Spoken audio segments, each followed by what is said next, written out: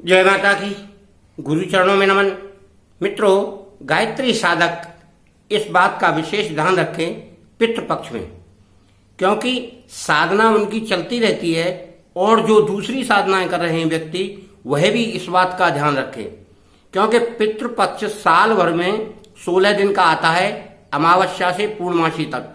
इसमें सभी पितरों को भोग, प्रसाद, अर्पण, तर्पण सभी वस्तुएं भेंट की जाती हैं और वह बुजुर्ग की आत्मा या हमारे पुरखे की आत्मा उसका इंतजार करती रहती है साल भर से। और जो व्यक्ति इस बात का विशेष ध्यान नहीं रखता है तो उसको कष्टों का सामना करना पड़ता है। गायत्री साधक हो या कोई अन्य साधक हो, अपने घर गृहस्थी या अपने पूर्वज का तो आपको कोप सहना पड़ेगा यदि आप उनको नाराज करते हैं तो। इसलिए आपको इस पर्व में यानी पितृपक्ष में 15-16 दिन की जो दिन हैं, इसमें आपको विशेष ध्यान यह रखना है कि हमारे बुजुर्गों को संतुष्टि कैसे मिले। उसी प्रकार के कार्य करते हुए 16 दिन आपको गुजारना है, सादगी से रहना है, उल्टे सीधे कार्य नहीं करना है। वैसे तो कभी नहीं करना चाहिए उल्टे सीधे, परंतु खास तौर से इसमें मद्यपान वगैरह है, मांस मछली वगैरह ये सब नहीं करना चाहिए। उनके बुजुर्गों को बड़ी परेशानी झेलना पड़ती है और उन्हें कष्ट होता है।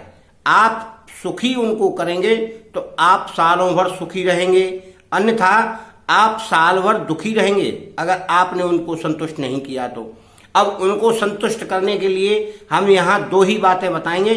उन 2 बातों का आपको विशेष ध्यान रखना है, क्योंकि भोग प्रसाद जो बनाते हैं वो तो आपको देना ही है। या तो उसके दिन दीजिए जिस दिन उनकी मृत्यु हुई है हमारे बुजुर्ग की, या फिर आपको याद नहीं है वह तिथि तो आप उसे पूर्णमासी को यानी 16वें दिन आप उनका भोजन निकालें। 16 दिन का भोजन निकाल कर और उसे खिलाने वालों को खिला दें।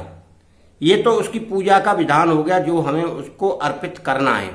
अब महत्वपूर्ण बात क्या है? महत्वपूर्ण बात, पहली बात यह है कि आपको रोजाना नहाते वक्त जब आप नहाते हैं तो नहाकर गीले वस्त्रों से ही आपको 1 लोटा जल भर के लाना है और जल भरकर और घास और ये होती है कुसा, कुसा का इंतजाम आप पहले से करके ले आए सवेरे। कुसा नहीं मिलती है तो दूब घास वगैरह कुछ मिले वो ले लें और दक्षिण दिशा की ओर मुख करके हाथ में वह घास तिनका या कुसा लेकर बाएं हाथ में लेना है। बाएं हाथ में लेंगे और दाहिने हाथ से उस बाएं हाथ की कुसा जहां रखी है वहां जल डालेंगे और फिर वह जल दक्षिण दिशा की ओर हाथ करके आप ऐसे डालेंगे और उनसे प्रार्थना करेंगे, आइए हमारे बुजुर्गों, आइए हमारे सम्मानियों, आइए हमारे पुरखों, आपको हम जल अर्पित कर लें, आप इसे ग्रहण करिए और हमें शुभ आशीर्वाद दीजिए जिससे हम फलीभूत हों। इस प्रकार की प्रार्थना करते हुए आपको उन्हें जल अर्पित करना है।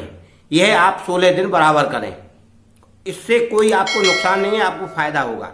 और दूसरा काम और करना है जो बहुत ही महत्वपूर्ण है, क्योंकि ये जो दिन होते हैं उसमें तो हम करते ही हैं, मगर जिनको दिन मालूम नहीं है तो वो 16वें दिन करेगा। ये जैसे भोजन वगैरह बन जाए उसमें हम खीर बनाते हैं, प्रसाद बनाते हैं और जो हम उनको मिठाई वगैरह कुछ भी जो हमारे बुजुर्गों को पसंद था वो लाकर वो हम उस पर होम करेंगे अग्नि पर।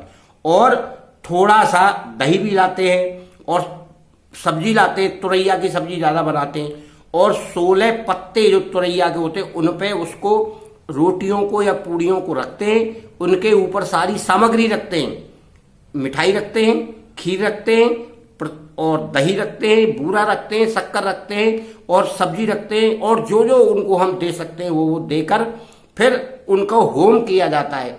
16 पत्तों में यानी 16 रोटियों में से थोड़ा थोड़ा तोड़कर अग्नि में होम करो।